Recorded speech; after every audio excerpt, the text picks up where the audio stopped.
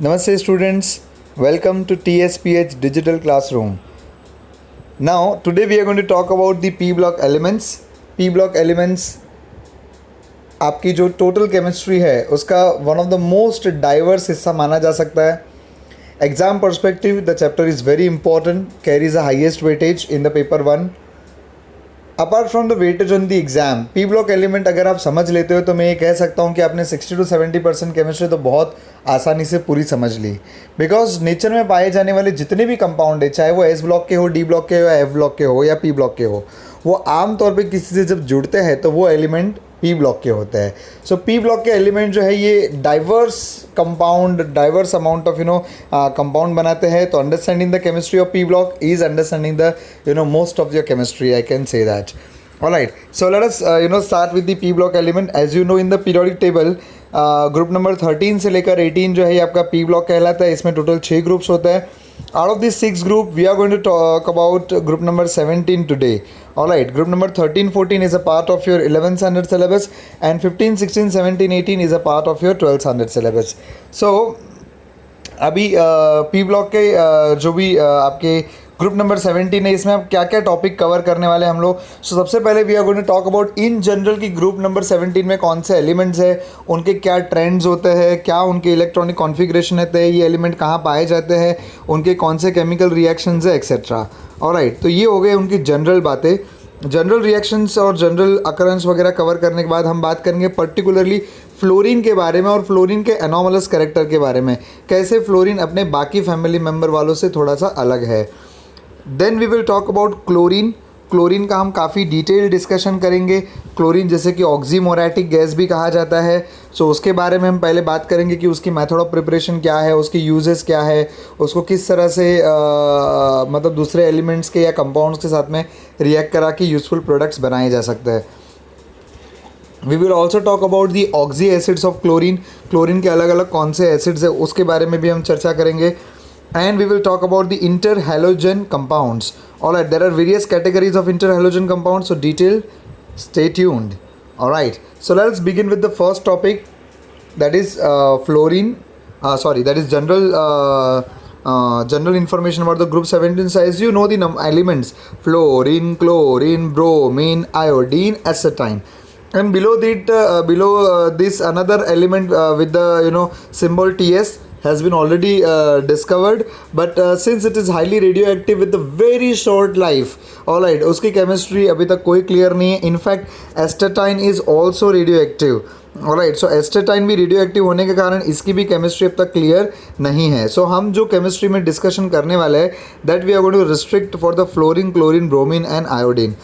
Group number 17 is also known as a halogen because you know it well. Halos meaning salt and gen meaning the bond or a producer. So therefore they are referred as a salt producer or a salt forming family.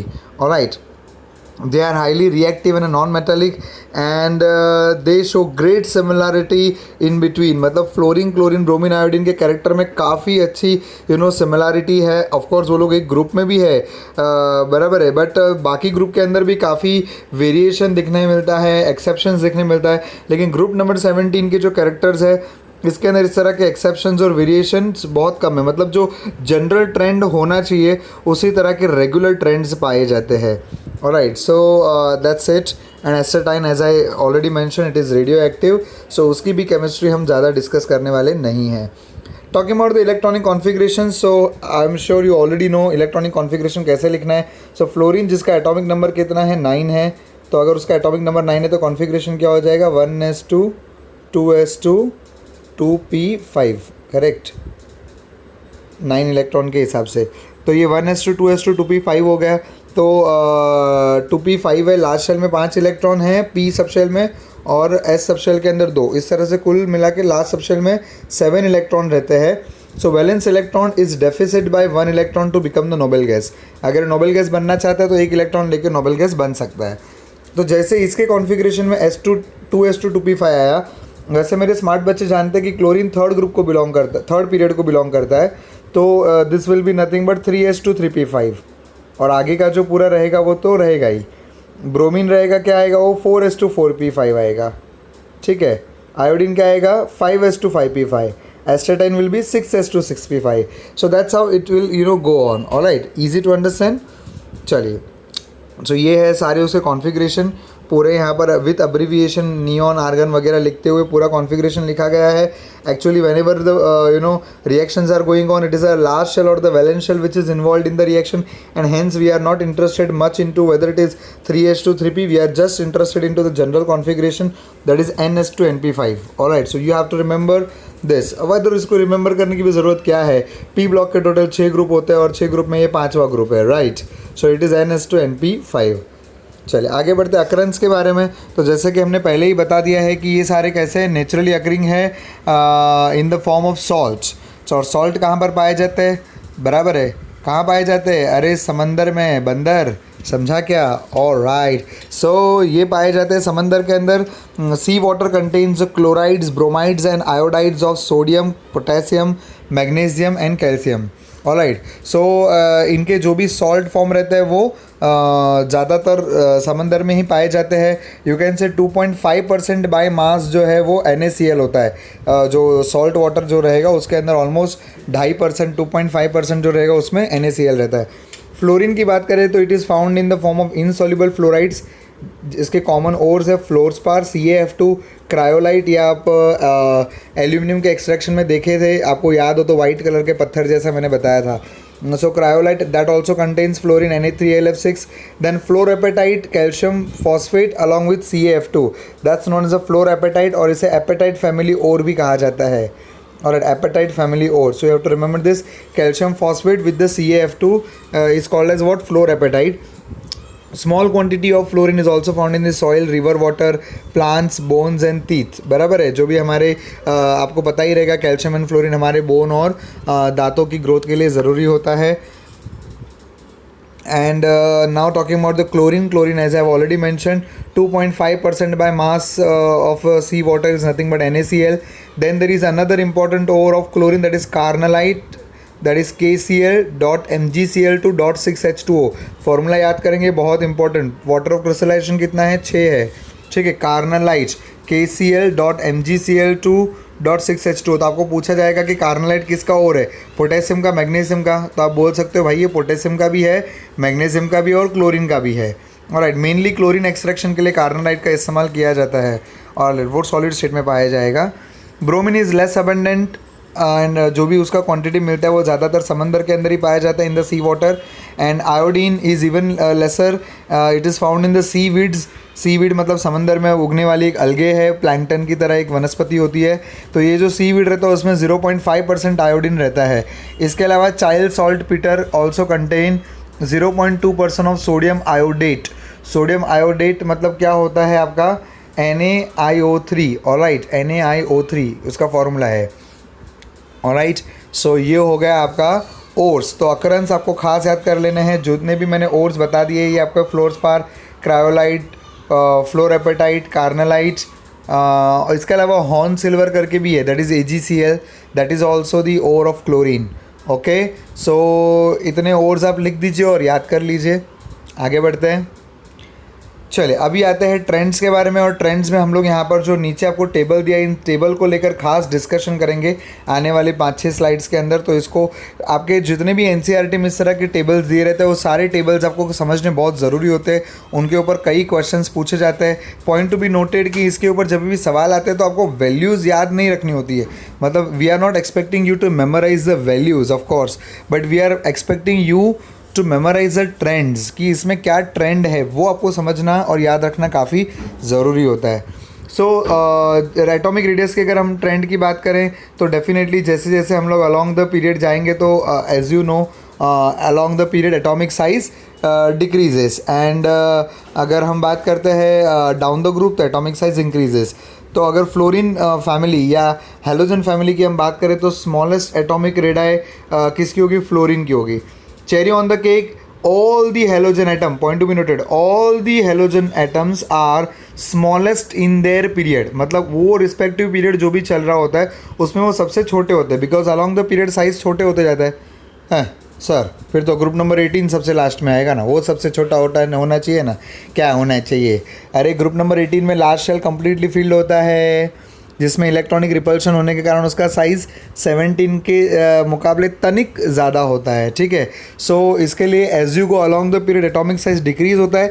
17 number family में वो सबसे छोटा होता है और 18 के अंदर थोड़ा सा वो इंक्रीज होता है, but otherwise 17 number family is the smallest one. Alright, so they are smallest in their period and that is because of the maximum effective nuclear charge, because you know along the period number of shells increase नहीं होते हैं लेकिन protons increase होते जाते हैं, तो proton increase होंगे तो power to pull the electron बढ़ जाता है। सो इफेक्टिव न्यूक्लियर चार्ज जिसे हम कहते हैं, मतलब पर इलेक्ट्रॉन जो क्या बोलते हैं अट्रैक्शन टुवर्ड्स न्यूक्लियस वो महसूस करेगा, उसे आप कहते हो effective nuclear charge. So effective nuclear charge जब बढ़ेगा तो न्यूक्लियस इलेक्ट्रॉन्स को अपनी तरफ खींचेगा and that will result in what, that will result in decrease in the atomic radii. Fluorine is in the second period and it is extremely small. Increase from fluorine to iodine, क्या increase होएगा? Of course atomic size and ionic size, and that is because of the increase in the number of shells. जैसे जैसे आप नीचे जाओगे वैसे वैसे एक एक शेल बढ़ते जाएगा और इसके लिए उसका साइज इंक्रीज होते जाएगा। Focus on this particular values. अगर आप देखेंगे कोवेलेंट रेडियस पहले कितना था 64 फ्लोरीन का, बढ़ते गया 99, बढ़ा 114, बढ़ा 133। और राइट, तो atomic size goes on increasing, तो ये ट्रेंड हो गया। और आयोनिक रेडियस की बात करें तो 133, 184, 196, 220, सो कंटिन्यूसली इंक्रीज हो रहा है। ऑलराइट, सो इसी को आप कहते हैं कि यहाँ पर कोई ज़्यादा एनॉमली नहीं है, तो ट्रेंड जो है वो ईजिली बराबर से फॉलो हो रहा है।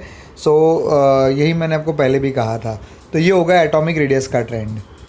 अगला है ionisation enthalpy. What is ionisation enthalpy?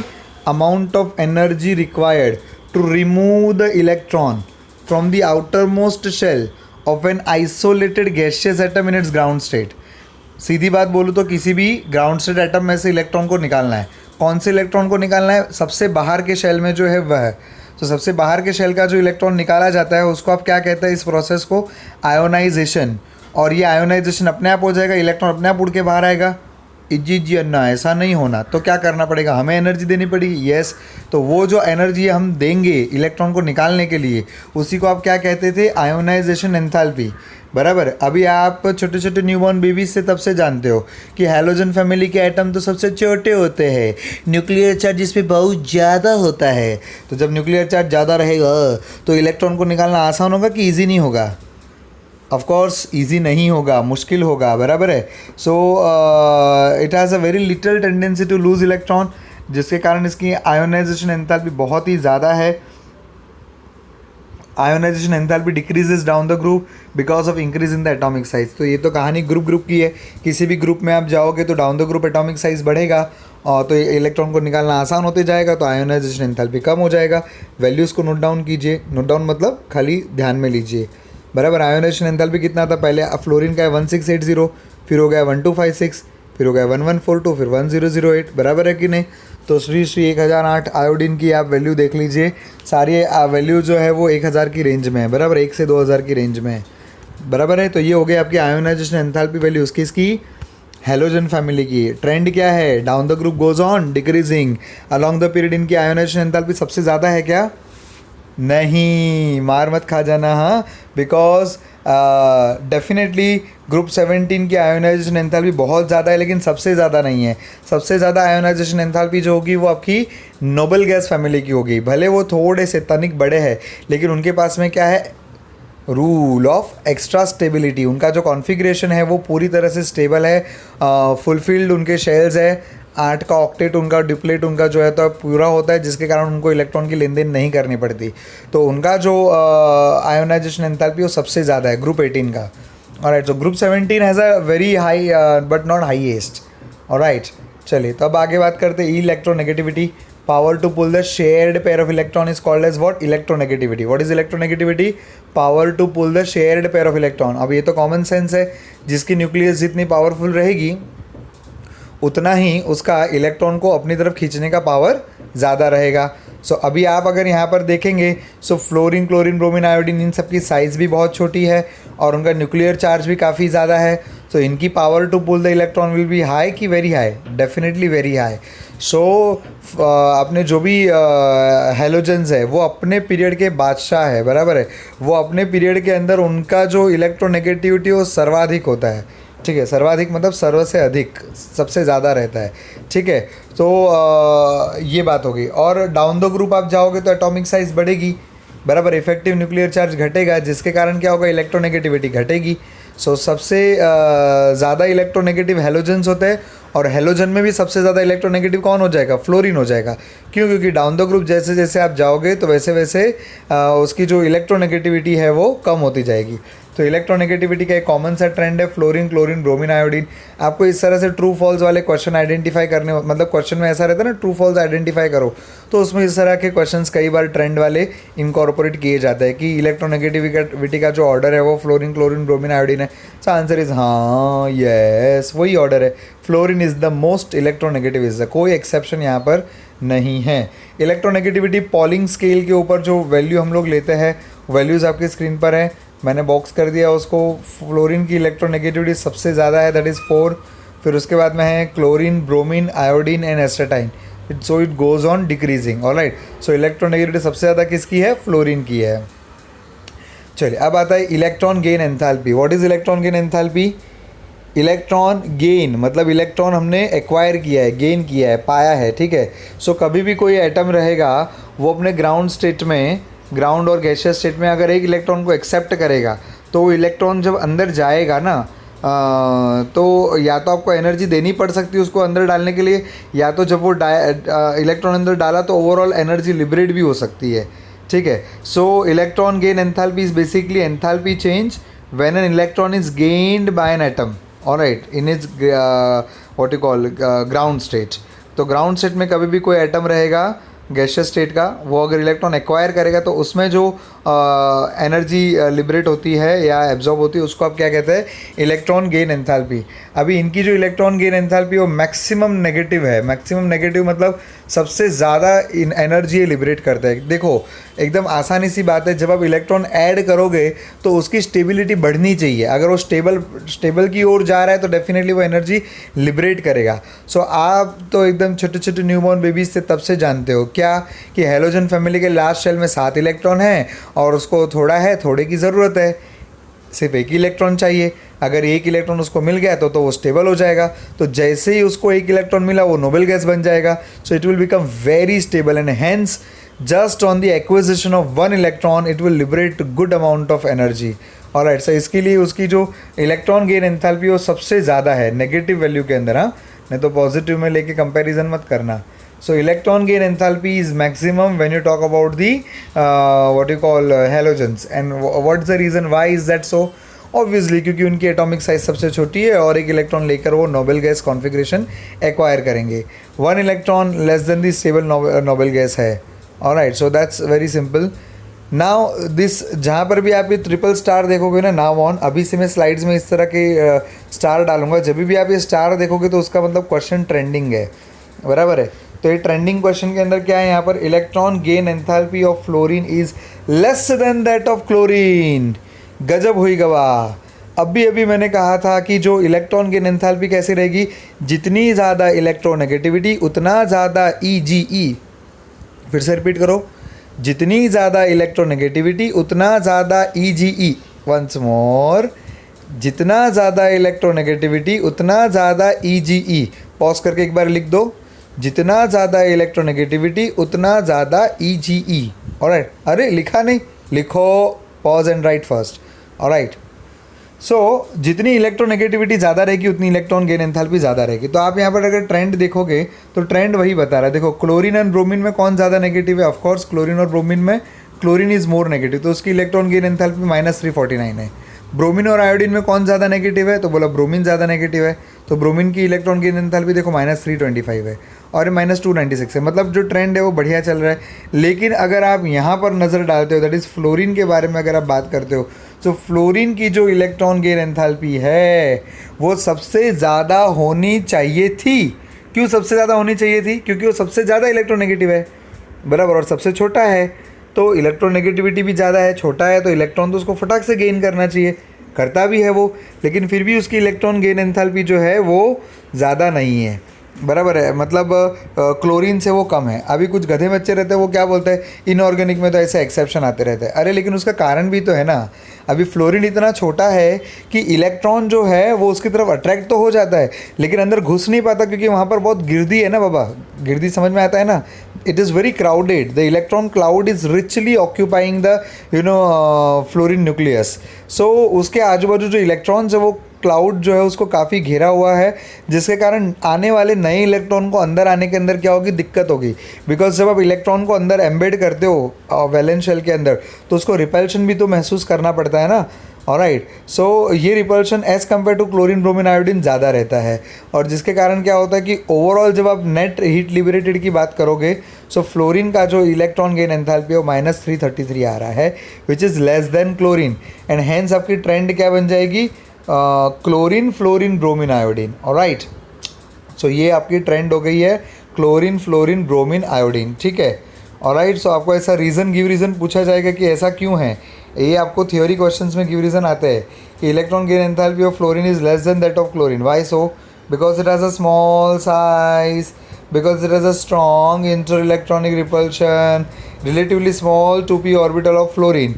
2p orbital small होने के कारण आने वाले नए इलेक्ट्रॉन को अकोमोडेट करने में दिक्कत होएगी। यही सिंपल सी बात है, ठीक है।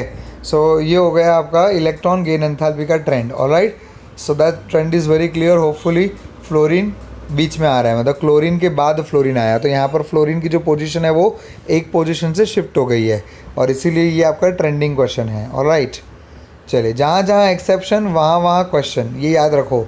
इनऑर्गेनिक में तो जहाँ जहाँ एक्सेप्शन वहाँ वहाँ क्वेश्चन, जहाँ भी एक्सेप्शन बनता है वहाँ क्वेश्चन फ्रेम होने का चांस होता है, और एग्ज़ाम में इस तरह के क्वेश्चंस पूछे जाते हैं। ऑलराइट,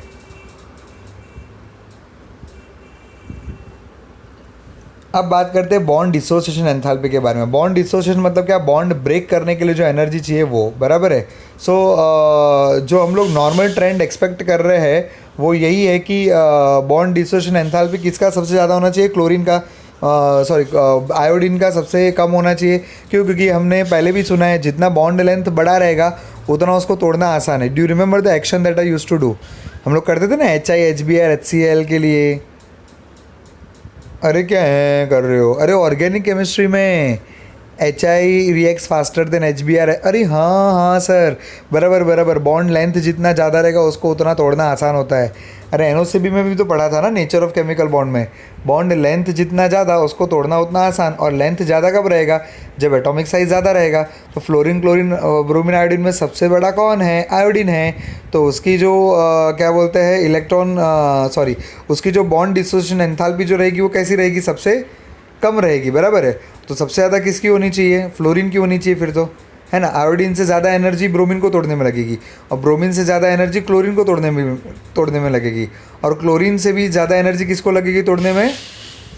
फ्लोरीन को लगनी चाहिए थी, लेकिन किंतु परंतु बंधु गजब होई गबा, another exception, fluorine itself is an exception. That's the reason why मैंने शुरू में भी आपको बताया था कि फ्लोरीन इज़ एनोमलस, बराबर है। तो फ्लोरीन अनमोल है बॉस, बराबर है। तो फ्लोरीन की जो electron gain enthalpy bond dissociation enthalpy जो है वो इलेक्ट्रॉन रिपल्शन के कारण कम है, मतलब फ्लोरीन आसानी से टूट जाता है। फ्लोरीन सबसे छोटा है, तो हम ये सोच रहे हैं कि जो छोटे बॉन्ड रहते हैं ना उनको तोड़ना मुश्किल होता है। देखो ये एकदम सिंपल बात है, छोटे बॉन्ड को तोड़ना मुश्किल होता है, बड़े बॉन्ड को तोड़ना बड़ा आसान होता है ना। आपके पास में कोई बड़ा चौक हो तो आसानी से तोड़ सकते हो, लेकिन अगर छोटा मैं आपको टैबलेट दे दूँ हाथ में, है ना, दवाई गोली जो रहता है ना टैबलेट, वो अगर मैंने आपको हाथ में दिया और बोला इसको तोड़ो, तो वो तोड़ना डेफिनेटली क्या रहेगा? कंपैरेटिवली मुश्किल रहेगा। So relatively large electron repulsion among the lone pair of fluorine molecule, मतलब उसकी जो p ऑर्बिटल होते हैं ना उसमें लोन पेयर्स है ना, 3 लोन पेयर है बॉस, मजाक थोड़ी है। तो ये क्या करते हैं, दूसरे जो फ्लोरीन रहते हैं उनके लोन पेयर्स को क्या करते हैं? रिपेल करते हैं, और इसी रिपल्शन के चलते क्या हो जाता है? बॉन्ड आसानी से ब्रेक हो जाता है। वैल्यूज़ देखिए, values bond dissociation enthalpy fluorine का वैल्यू देखो 158.8, क्लोरीन का कितना है 242, ब्रोमीन का 192 एंड आयोडीन का 151। तो आप chlorine to bromine to iodine तो देखिए यहाँ पर एकदम आपको ब्यूटीफुल ट्रेंड देखने मिल रहा है, घटते जा रहा है, बराबर। आयोडीन बॉन्ड लेंथ बढ़ा है तो आसानी से टूट जाएगा। खाली यही एक चंपक है जो क्या बोल रहे हैं, जिसकी बॉन्ड डिसोसिएशन एंथैल्पी जो है वो क्लोरीन और ब्रोमीन से कम है, मतलब आयोडीन से ज़्यादा है लेकिन, ठीक है। सो मतलब एक्सपेक्टेशन से फ्लोरीन की जो बॉन्ड डिसोसिएशन एंथैल्पी वो कैसी हो गई, कम है, मतलब वो आसानी से टूट जाएगा, जबकि हम एक्सपेक्ट कर रहे थे वो 242 से भी उसकी वैल्यू ज़्यादा होनी चाहिए थी। सो बॉन्ड डिसोसिएशन एंथैल्पी का ये ट्रेंड आपको खास याद रखना है। सबसे ज़्यादा मुश्किल किसको तोड़ना है, क्लोरीन को, बराबर है। क्लोरीन से मुश्किल कौन है, तो क्लोरीन के कंपैरेटिवली आसान, सॉरी नॉट मुश्किल। सो ब्रोमीन को तोड़ना आसान है, ब्रोमीन के बाद फ्लोरीन को तोड़ना आसान है, और फ्लोरीन से भी आसान है तोड़ना आयोडीन को, ठीक है। तो ये ट्रेंड भी नोट डाउन करेंगे, ट्रेंड इंपॉर्टेंट है, बराबर है। ऑलराइट, सो डिटेल नोट डाउन की जो प्रोसेस आप सेकंड वीडियो के सेकंड टाइम जब रिकैप देखोगे तब कर सकते हो। अभी आप इतना समझ लीजिए कि जो क्लोरीन ब्रोमीन फ्लोरीन आयोडीन ये आपका यहाँ पर ट्रेंड आया है, जबकि इसके प्रीवियस वाले का ट्रेंड अलग था। वहाँ पर क्लोरीन फ्लोरीन ब्रोमीन आयोडीन था, यहाँ पर क्लोरीन ब्रोमीन फ्लोरीन आयोडीन है।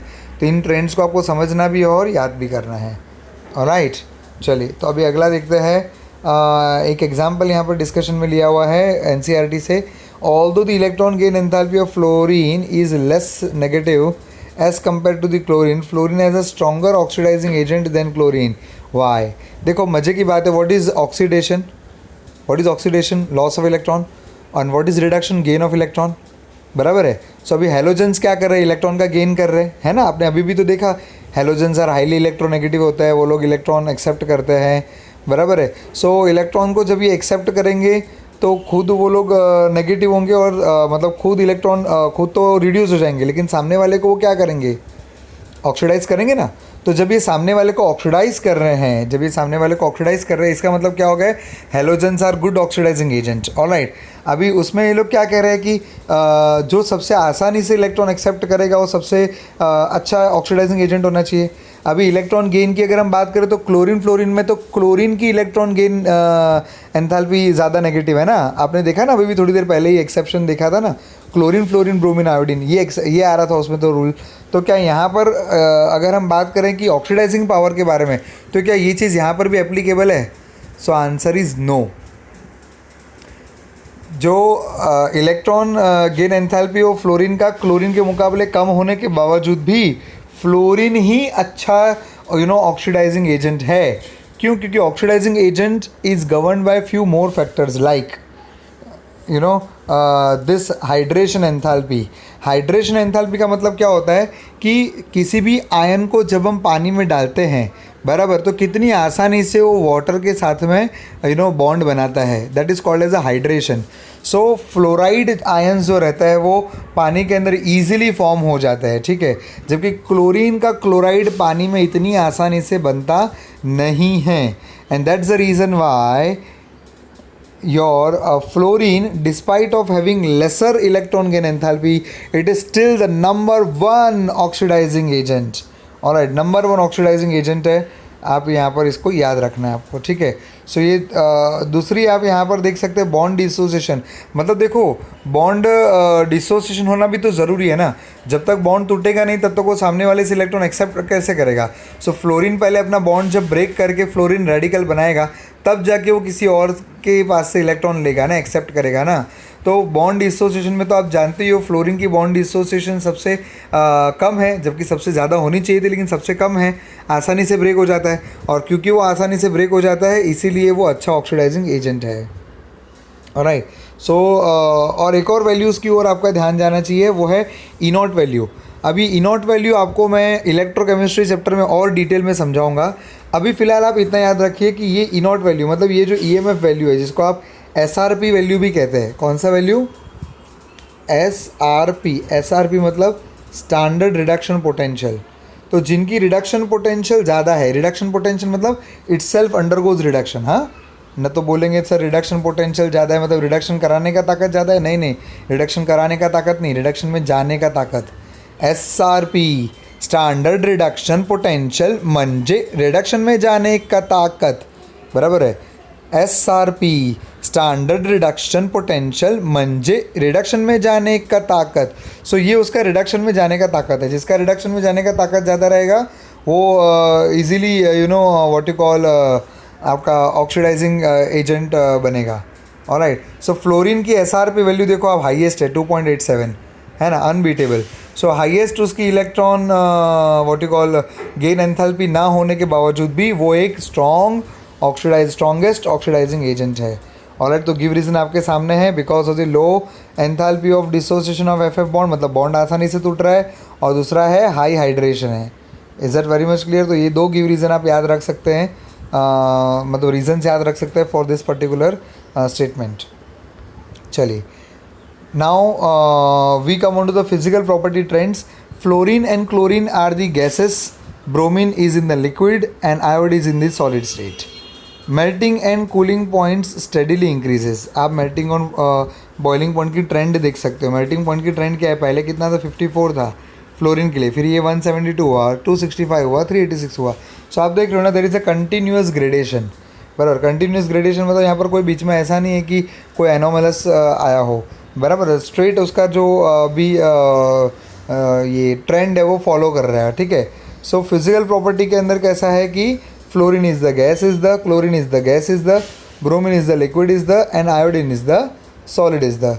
Melting and boiling point steadily increase होगा, ये आप देख रहे हैं, बराबर। बॉइलिंग पॉइंट में भी आप सिमिलर ट्रेंड देख पा रहे हो, ऑलराइट। अगली बात करें तो उनके कलर्स के बारे में, तो colour absorbing different quanta of radiation, जो ये आपके एटम्स है, किसके एटम्स, हेलोजन के जो एटम्स है, they absorb different quantity of light, and क्योंकि वो different quantum of light absorb कर रहे हैं, उनके जो कलर्स है वो भी काफ़ी अलग अलग है, बराबर है। तो आप अगर देखो, आपके फ्लोरीन की बात करो तो fluorine is yellow is gas, बराबर। एक कांच की बॉटल के अंदर, ग्लास बॉटल के अंदर गैस भरा हुआ है, so you can see that quite yellowish gas it is, बराबर है। So fluorine is a reactive yellowish gas, बराबर है। Chlorine is a greenish yellow gas, ये देखिए इसका कलर आपका ग्रीनिश येलो हो गया, बराबर। अभी भी येलो जैसा है लेकिन थोड़ा बहुत उसमें ग्रीन का टिंज आ रहा है, ठीक है। This is your reddish liquid which is nothing but bromine, बराबर है। वो सादा जब क्लस्टर में रहेगा तो काफ़ी ज़्यादा गाढ़ा स्कारलेट रेड जैसा, जैसे ब्लड कैसे एकदम पूरा क्लस्टर में रहेगा, तो इसी तरह से ब्लैकिश रेड दिखता है, स्कारलेट रेड, ऑलराइट। तो इसी तरह से आपका ब्रोमीन भी वैसे ही कलर का है। और उसके बाद में हम बात करते हैं आयोडीन के बारे में, तो आयोडीन आपके वायलेट कलर के क्रिस्टल्स है। आपको कलर्स भी याद रहे इसके लिए देखो कलरफुल चित्र लिए गए हैं, so accordingly you follow and remember the colours as well, alright. So fluorine का कलर कौन सा है, येलो है। क्लोरीन का कलर कौन सा है, ग्रीनिश है। ब्रोमीन का कलर कौन सा है, रेडिश है। और आयोडीन का कलर कौन सा है, वायलेट कलर, ऑलराइट। सो ये हो गया। Fluorine and chlorine react with the water very easily, whereas bromine and iodine are not reacting with the water and hence does not dissolve easily. So they are sparingly soluble in the water, but are soluble in the various organic solvents like chloroform, carbon disulfide, dichloromethane, etc. And in that various of solvent, it produces various of colors also. So in water it is reddish brown liquid. All right, very much clear. चलिए आगे बढ़ते हैं। तो ये colour के बारे में भी हमने बता दिया। अभी आता है very important, that is oxidation state. So oxidation state में एक सिंपल है कि हेलोजन जो है उनके लास्ट शेल में एक ही इलेक्ट्रॉन है, तो इनकी एक की ज़रूरत है, तो जब वो एक और इलेक्ट्रॉन लेंगे, एक्सेप्ट करेंगे, तो -1 ऑक्सीडेशन स्टेट के अंदर जाएंगे। तो इसके लिए सारे ही आपके जो भी हेलोजन हैं वो -1 ऑक्सीडेशन स्टेट बता सकते हैं, ऑलराइट। और क्लोरीन, ब्रोमीन और आयोडीन की बात करें तो उनके पास में वेकेंट डी ऑर्बिटल भी है वैलेंस सबशेल के अंदर। तो वैलेंस सबशेल के अंदर वेकेंट डी ऑर्बिटल होने के कारण वो +1, +3, +5 और +7 जैसे ऑक्सीडेशन स्टेट भी बता सकता है। सवाल आएगा ऐसे कैसे सर, तो ऐसे आप ये वाला आपको याद ही रहेगा, वीबीटी वेस्पर के अंदर आपने किया था। क्या किया था, जो भी हेलोजन एटम रहेगा उसको आप क्या करते हैं, कॉन्फ़िगरेशन लिख लीजिए, तो आपको समझ से जाएगा कि उसका क्या पॉसिबल ऑक्सीडेशन नंबर है। तो यहाँ पर आप देख रहे हो कि उसकी पी ऑर्बिटल में एक इलेक्ट्रॉन खाली है, बराबर। एक सबशेल में अंदर इलेक्ट्रॉन खाली है, तो अगर उसको ये एक इलेक्ट्रॉन कहीं से मिल जाता है, तो अगर कहीं से एक इलेक्ट्रॉन मिल जाएगा तो it will become very stable. अब वो जब किसी से इलेक्ट्रॉन एक्सेप्ट करेगा तो दो चीज़ हो सकती है ना, सामने वाला बंदा जो है वो इससे ज़्यादा इलेक्ट्रोनेगेटिव भी हो सकता है और कम इलेक्ट्रोनेगेटिव भी हो सकता है। अगर वो उससे ज़्यादा इलेक्ट्रोनेगेटिव है तो हम हेलोजन को प्लस चार्ज देंगे और उस वाले एलिमेंट को नेगेटिव चार्ज देंगे। और अगर आपने ऐसा ढूंढा जिसके अंदर हेलोजन की जो इलेक्ट्रोनेगेटिविटी है वो कंपेरेटिवली ओडी से ज़्यादा है, तो वो माइनस बनेगा और सामने वाला प्लस बनेगा, है ना, एकदम आसान। सेकंड, अभी अगर आप एक इलेक्ट्रॉन को यहाँ से एक्साइट करते हो, मतलब एन पी सब मतलब जो पी सब शेल उसमें से एक इलेक्ट्रॉन एक्साइट किया और डी के अंदर गया, तो उसका sp3d हाइब्रिडाइजेशन बनेगा, sp3d हाइब्रिडाइजेशन बनेगा। और now it can make how many bonds, 3 bonds. ठीक है, तो पहले कितने बॉन्ड का परमिशन था, एक बॉन्ड का परमिशन था। अब कितने बॉन्ड होंगे स्ट्रेट अवे, 3 बॉन्ड्स, बराबर है। अभी इसमें एक और इलेक्ट्रॉन अभी ज़िंदा है, पिक्चर अभी बाकी है मेरे दोस्त। तो जब ये इलेक्ट्रॉन भी एक्साइट हो जाएगा तो उसका ऑक्सीडेशन नंबर कितना आ जाएगा, +5 आ जाएगा, बराबर है। और थर्ड एक्साइटेड स्टेट मतलब एक और जो लास्ट इलेक्ट्रॉन है उसको भी एक्साइट किया जा रहा है। ठीक है, तो इसका क्या आ जाएगा, +7 ऑक्सीडेशन नंबर, कितना आ जाएगा, +7। ऑलराइट, सो इस तरह से आपके जो हेलोजेंस है वो +1 +3 +5 +7 ये सारे ऑक्सीडेशन नंबर बता सकते हैं। अभी मज़े की बात ये भी है, इसमें आपको ध्यान रखना है, as you go down the group tendency to show +1 goes on decreasing and tendency to show -1 goes on increasing। ठीक है, इस पॉइंट को खास आपको नोट करना है।